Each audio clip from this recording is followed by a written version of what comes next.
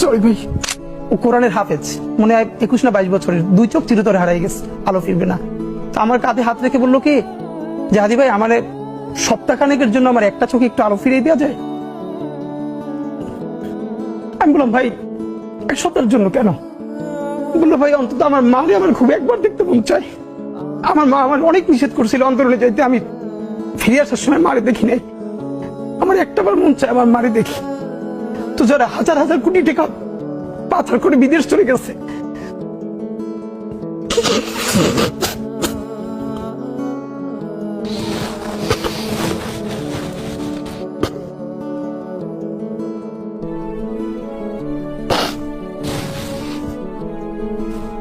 একটু সুন্দর ব্যবস্থা করেন।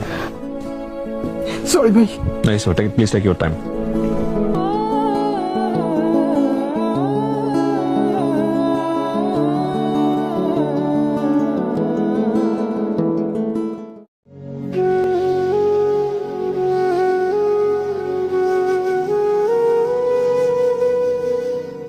ও হাদি ভাই বিরহ সইব কেমনে বল, ও হাদি ভাই বিরহ সইব কেমনে বল।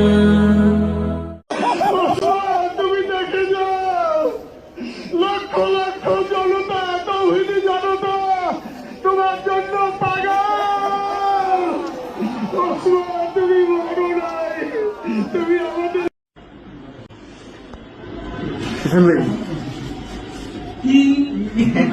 গঠন মন রে মন, যে জীবন মরিয়া অমর হয়। মরিলে হাসবে তুমি, কাঁদবে ভুবন, পূর্ণময় এমন জীবন কর গঠন। মরিলে হাসবে তুমি, কাঁদবে ভুবন, পূর্ণময় এমন জীবন কর গঠন। সুন্দর পরশু এক আপা আমাদের টিমের সাথে যোগাযোগ করে মালিবাগের দিকে দেখলাম উনি অনেকগুলো খেজুর নিয়ে এসছেন, এবং উনি এসে বলেছেন যে আপনারা দেখি শুধু মুড়ি বাতাসা খান আর ক্যাম্পেইন করেন, আপনাদের এনার্জি লাগবে, ইলেকশন পর্যন্ত আপনাদের যত খেজুর লাগে আমি আপনাদেরকে খেজুর দিব, কিন্তু আপনারা মাঠে থাকতে হবে। 50 বছর বাঁচলাম, কোনো ইম্প্যাক্ট তৈরি হলো না আমারে দিয়ে, দেশের জন্য, রাষ্ট্রের জন্য, উম্মার জন্য, জাতির জন্য। কিন্তু আমি ধরেন 5 বছর বাঁচলাম, সেটার মধ্য দিয়ে যদি আগামী 50 বছরের ইম্প্যাক্ট তৈরি হয়, তাহলে অনেকদিন বেঁচে থাকায় কি সাফল্যের বলেন? আপনি একটা ব্যাপার খেয়াল করেন ভাই, আমি যখন প্রচুর চিৎকার করি দেখবেন আমার বক্তব্য কোনো ব্যক্তির এগেইনস্টে না, একটা আইডিয়ার বিপরীতে। আপনি খেয়াল করেন, যখন প্রচন্ড চিৎকার করে বলি একটা আইডিয়ার বিপরীতে, একটা বক্তব্যের বিপরীতে, সরাসরি ব্যক্তি আক্রমণ আমি শুধু করি হাসিনাকে, আওয়ামী লীগের সরাসরি হত্যাকারীকে, দেশে যারা আছে তাদেরকে আমি ওরকম বলি না, কারণ আমি তার সামাজিক মর্যাদা ক্ষুণ্ণ করতে চাই না। শহীদ নিজামী মুজাহিদ সাহেবেরা মন্ত্রী হিসেবে সর্বশেষ যখন সম্ভবত 2006 বা 2007 মন্ত্রী ছিলেন, বলেন তো তার কয় বছর পর তাদেরকে ফাঁসি দেওয়া হলো? তাদের মন্ত্রণালয়ে একটা পয়সার দুর্নীতি বের করতে পারে নাই, তাদের সন্তানরা তাদের জানাজাটা পর্যন্ত করতে পারে নাই। প্রথম আলোর প্যারালাল কাছাকাছি একটা পত্রিকা কি আমরা দাঁড় করাইতে পারছি? হবে। আমাদের অনেকগুলো প্রতিষ্ঠান লাগবে, আমাদের আর্থিক যোগ্যতা অর্জন করতে হবে। ইনসাফ যদি রাষ্ট্রে কায়েম হয়ে যায়, তাহলে 80% ইসলাম তো এমনিতেই কায়েম হয়ে যায়। বাংলাদেশের ইসলাম এবং মুসলমানকে বাঁচাইতে হইলে আমাদেরকে তুমুল যোগ্যতা অর্জন করতে হবে। এই চট্টগ্রামের সন্তান হাবিলদার রজমালির নাম কেউ বলে না, ইতিহাস থেকে নাই করে দিয়েছে। আপনারা তার নাম শুনেছেন? সিপাহী বিপ্লবে যদি 2টা নাম থাকে, এর একটা মঙ্গল পান্ডে আর একটা হাবিলদার রজমালি। ইতিহাস পড়িও না, নতুন করে তৈরিও করি না, পাবলিকেশনও বানাই না, শুধু রাস্তা কাঁপাই দিলে হবে না ভাই। হাবিলদার রজমালি এই ব্রিটিশদের বিরুদ্ধে পার্বত্য অঞ্চলে যুদ্ধ করতে করতে পার্বত্য চট্টগ্রামের ঘোড়া নিয়ে ঢুকে গেছে, একটা সময় সঙ্গীহারা হয়ে গেছে, ব্রিটিশদের কাছে জীবন দিবে না, এই জন্য তিনি চিরতরে পার্বত্য চট্টগ্রামের ভিতরে ঢুকে গেছে, আর ব্যাক করেন নাই। তিনি মনে করেছেন যুদ্ধ করতে করতে প্রয়োজনে হারিয়ে যাব, তবুও আমার স্বাধীন জীবন ব্রিটিশ বেনিয়াদের কাছে হত্যা হইতে দিব না। সেই হাবিলদার রজমালি ছন্দ, আমি আপনার তালে নিতে যাই, আমি মুক্ত জীবনানন্দ, আমি হাম্বি, আমি ছায়ানট, আমি হিন্দল, আমি জলযন্ত্র চমকি চমকি, কত যেতে যেতে চমকিতে চমকি, আমি চপলা চপল হিন্দল, আমি তাই করি ভাই কখন চায় মনটা, করি শত্রুর সাথে গড়াগড়ি, ভাই মৃত্যুর সাথে পাঞ্জা, আমি উন্মাদ, আমি ঝঞ্ঝা, আমি ভিতিয়ে ধরিত্রীর পরবীর চিরোন্নত মৌসীন। যদি জুলাই ব্যর্থ হয় আর আওয়ামী লীগ কোনোভাবে কামব্যাক করে, তাহলে প্রথম মার খাবে হলো এই যে এনসিপির যারা আছে, তারপর জামাত, বিএনপিও তো মারটার খাবেন। আপনাকে শুধু একটা কথা বলি, সারা দেশে অবস্থা যদি এরকম খারাপ হয়, সারা দেশে আপনি কয়জন এনসিপি গুণে পাবেন? পাবেন না তো, মারলেন। এরপর আসবে কি জামাত।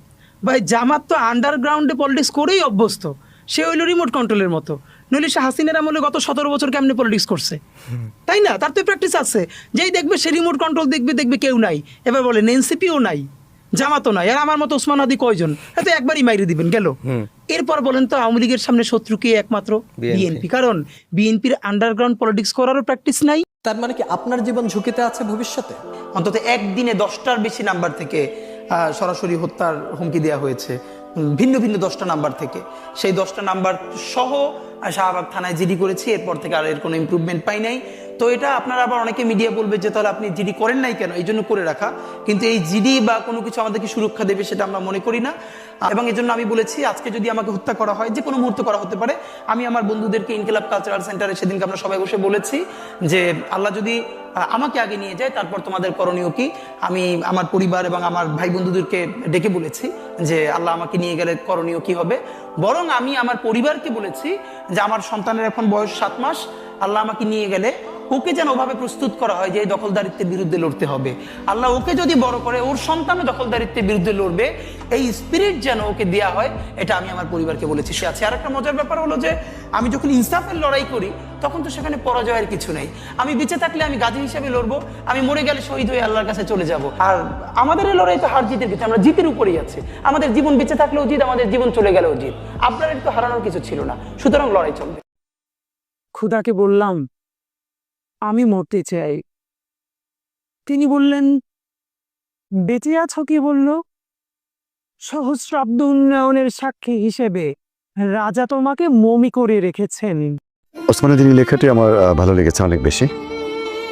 আমায় ছিঁড়ে খাও হে শকুন, হে সীমান্তের শকুন, এক্ষুনি ছিঁড়ে খাও আমাকে। হে আটলান্টিক ইরিগল, শিগগির খুবলে খাও আমাকে। হে বৈকাল হ্রদের বাজ, আছড়ে কামড়ে ছিন্ন ভিন্ন করো আমাকে।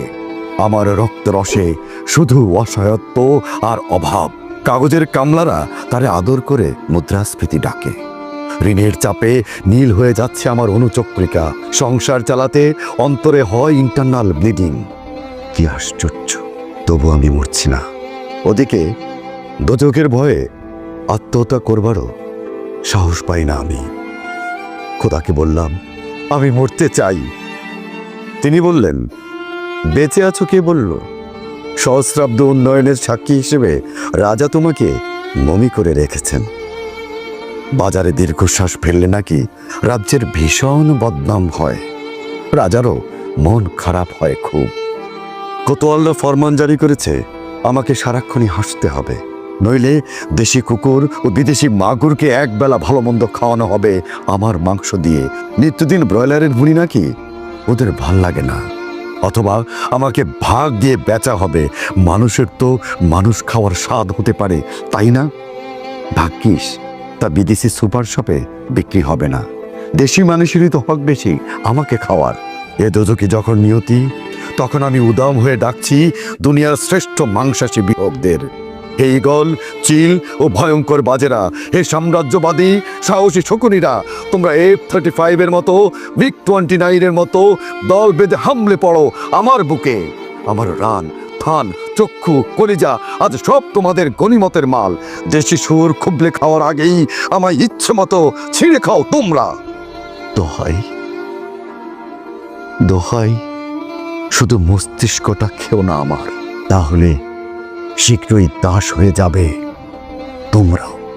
তাহলে শীঘ্রই দাস হয়ে যাবে তোমরাও। ভাই আল্লাহ যদি আমাকে নিয়ে যায়, আমার বাচ্চাটার দিকে একটু খেয়াল রেখে। তো এই কথাটা আমি বলতে পারিনি। আব্বার একটা মানে আপনি যদি বলেন যে আমার সারা জীবনের যেটুকুন সততা, সাহস, লড়াই, এটার দুনিয়ার সমস্ত শক্তি আমার আব্বা।